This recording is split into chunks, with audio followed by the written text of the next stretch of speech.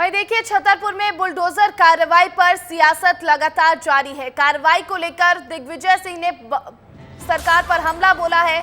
Social media site x पर post करते हुए उन्होंने लिखा, बुलडोजर संस्कृति को लेकर सुप्रीम कोर्ट को संज्ञान लेना चाहिए। तो देखिए, छतरपुर में जो बुलडोजर कार्रवाई हुई उसके बाद कांग्रेस लगातार सरकार पर हमलावर है और एक बार फिर से पूर्व मुख्यमंत्री दिग्विजय सिंह ने सरकार पर हमला बोला है। सोशल मीडिया पर उन्होंने पोस्ट किया, उन्होंने लिखा, बुलडोजर संस्कृति को लेकर सुप्रीम कोर्ट को संज्ञान लेना चाहिए। तो देखिए, दिग्विजय सिंह ने ये पोस्ट किया है और कांग्रेस की तरफ से लगातार जो है इस पर सरकार को घेरा जा रहा है। जिस तरह से कार्रवाई छतरपुर में देखने को मिली है और जिस तरह से वहां के कांग्रेस के जो जिला उपाध्यक्ष है उनके घर को ढहा दिया गया, 30 से ज्यादा लोगों की गिरफ्तारी हो चुकी है और इस मामले पर कांग्रेस लगातार सरकार को घेर रही है। अब जो बुलडोजर कार्रवाई जगह जगह पर देखने को मिलती है, इस पर दिग्विजय सिंह ने कहा कि इस पर सुप्रीम कोर्ट को संज्ञान लेना चाहिए। वहीं एमपी के छतरपुर में थाने पर पथराव के आरोपी की कोठी तोड़ने के बाद मामले ने सियासी तुल पकड़ लिया है। इस मामले में अब एआईएमआईएम के प्रमुख असदुद्दीन ओवैसी की भी एंट्री हो गई है। उन्होंने कहा कि 21 अगस्त के दिन जो वाकया छतरपुर मध्य प्रदेश में हुआ, मैं इसकी मजम्मत करता हूं। जिस तरह सरकार ने हाजी शहजाद अली के घर को डेमोलिश कर दिया, हम इसकी मजम्मत करते हैं। सरकारें चलती हैं तो रूल ऑफ लॉ से चलती हैं, रूल ऑफ मॉब के जरिए नहीं। बर्बरियत और जुल्म के जरिए इख्तिदार के इस घुमंड में डूबकर जो बीजेपी की वहाँ की सरकार ने हाजी शहजाद अली के घर को डिमोलिश किया, बुलडोजरों से ज़मींदोज़ कर दिया और साथ ही साथ उनकी तमाम 3 कारों को भी बुरी तरीके से उसको डैमेज कर दिया। मैं इसका कंडेम करता हूँ। मैं ये कहना चाहूँगा कि सरकारें चलती हैं तो रूल ऑफ लॉ से चलती है, रूल ऑफ मॉब के ज़रिए नहीं। और बीजेपी की सरकार को, बीजेपी के लोगों को बताना चाह रहा हूँ मध्य प्रदेश के कि आज इख्तिदार और सत्ता आपके पास है, कल आपके पास नहीं रहेगी। आप जो कुछ कर रहे हैं वो संविधान का वायलेशन है। वहीं देखिए, छतरपुर में आरोपियों पर हुई कार्रवाई पर सीएम डॉक्टर मोहन यादव का बयान भी सामने आया है। सीएम ने कहा कि प्रदेश में कानून का राज है और अगर कोई कानून तोड़ेगा तो सरकार कानून तोड़ने वालों पर कार्रवाई भी करेगी। कानून से बड़ा नहीं है, कानून का राज है। अगर आप कानून तोड़ोगे तो सरकार कानून तोड़ने वाले से व्यवस्थाओं के आधार पर उन पे कार्रवाई भी कर रही। संविधान के अंतर्गत प्रशासन को अपना काम करने की छूट भी है, वो उनको जो करना करेंगे। वहीं छतरपुर की पत्थरबाजी की घटना को लेकर इमाम हाफिज मोहम्मद जुमाउद्दीन का बयान भी सामने आया है, जहां उन्होंने इस पूरे मामले में सरकार का साथ देने की बात कही है। उन्होंने पत्थरबाजी की घटना की घोर निंदा की है और उन्होंने कहा कि शहर में भाईचारा, अमन चैन होना चाहिए और उन्होंने वीडियो जारी करके ये भी कहा कि वो है मुख्यमंत्री जी के साथ हैं और जिन्होंने पत्थरबाजी की है उनके खिलाफ सख्त कार्रवाई होनी चाहिए। 21 तारीख को कोतवाली में जो ज्ञापन देने के दौरान असामाजिक तत्वों के द्वारा जो पत्थरबाजी की गई है, मैं उसकी घोर निंदा करता हूं। हम अमन पसंद लोग हैं, हमारे शहर में हमेशा भाईचारगी रही है और मैं ये चाहता हूं कि हमेशा ये भाईचारगी बनी रहे। मैं हमेशा सरकार के साथ हूं, माननीय मुख्यमंत्री जी के साथ हूं। जिन्होंने पत्थरबाजी की है उनके खिलाफ सख्त से सख्त कार्रवाई की जाए।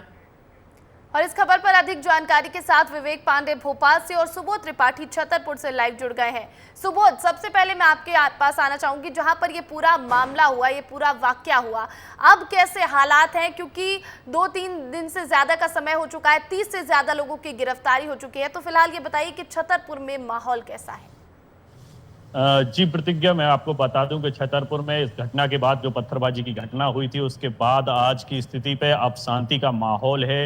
इसमें लगातार पुलिस जो है अन्य पार्टियों के माध्यम से गिरफ्तारी कर रही है।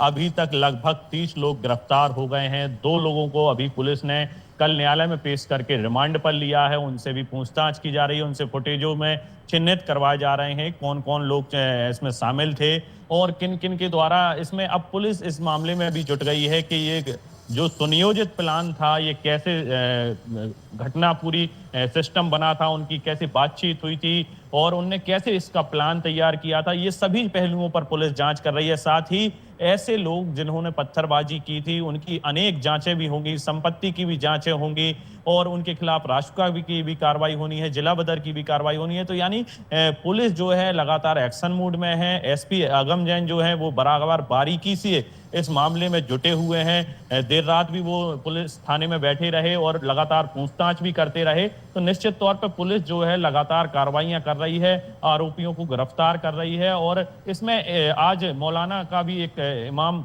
का बयान आया है। उन्होंने कहा है कि जो इसमें पत्थरबाजी की थी, जो असामाजिक तत्वों ने पत्थरबाजी की थी, उनके खिलाफ सख्त से सख्त कार्रवाई होनी चाहिए। अमन चैन छतरपुर में बना रहना चाहिए। प्रशासन तो है, पुलिस प्रशासन कार्रवाई कर रहा है, लेकिन विवेक इस पर सियासत भी हो रही है।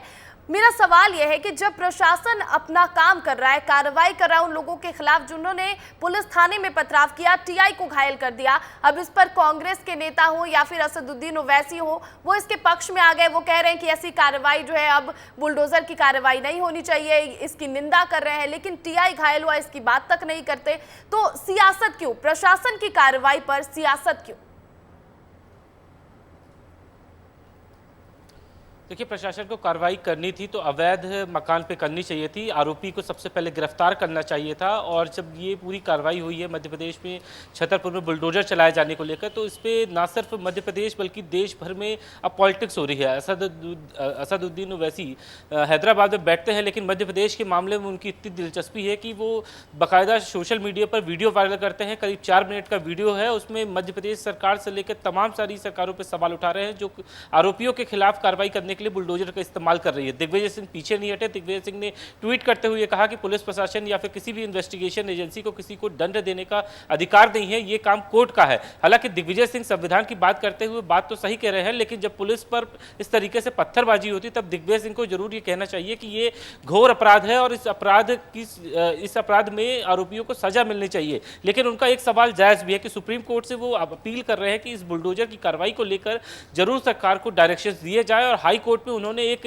पीआईएल भी दर्ज कराई है और उनकी ये मांग है कि इस लगातार जो सरकार कार्रवाई कर रही है कि किसी भी मामले में आरोपियों के घर गिराए जाने को लेकर, तो इस पर ये कांग्रेस का कहना है कि कोर्ट की तरफ से डायरेक्शन मिलना चाहिए। प्रशासन खुद उस बुलडोजर की कार्रवाई को ना करे, प्रशासन बाकायदा कोर्ट के पास जाए, कोर्ट से ये कहे कि ये संबंधित अपराध में आरोपी है और ये इस आरोपी का घर अवैध है, उसके बाद कोर्ट के आदेश पर बुलडोजर की कार्रवाई होनी चाहिए। लेकिन यहाँ पे प्रशासन खुद ही ये तय कर लेता है कि कौन सा प्रकरण में कौन सा मकान अवैध है या फिर अवैध नहीं है, लेकिन बुलडोजर सबसे पहले ही चलाया जाता है। और ठीक इसी बात का दर्द भी असदुद्दीन ओवैसी और दिग्विजय सिंह को है। लेकिन एक बड़ी बात है कि ओवैसी को और दिग्विजय सिंह को पुलिस पर जो हमला किया गया, पुलिस पर पत्थरबाजी की गई, सबसे पहले उस मुद्दे पर उनको स्टैंड लेना था कि ऐसी पत्थरबाजियों को ना ही कोई सरकार ना ही कोई नेता समर्थन करेंगे। लेकिन जो घटना घटी, घटना के बाद जो एक्शन हुआ, एक्शन पे जरूर सवाल उठ रहे हैं। लेकिन पहले ये भी उनको कहना चाहिए कि इस घटना में जो टीआई है उसकी हालत कैसी है। अब जब सियासत हो गई है तो मध्य प्रदेश सहित पूरे देश भर में इसी बुलडोजर की कार्रवाई को लेकर चर्चा है। बिल्कुल बिल्कुल। तो पत्थरबाजी की बात कोई नहीं कर रहा, टीआई के घायल होने की बात कोई नहीं कर रहा, सभी के सभी सिर्फ और सिर्फ प्रशासन की कार्रवाई पर बात करें, क्योंकि अपनी सियासत सभी को चमकानी है। बहुत बहुत शुक्रिया विवेक और सुबह तमाम जानकारी के लिए आपका।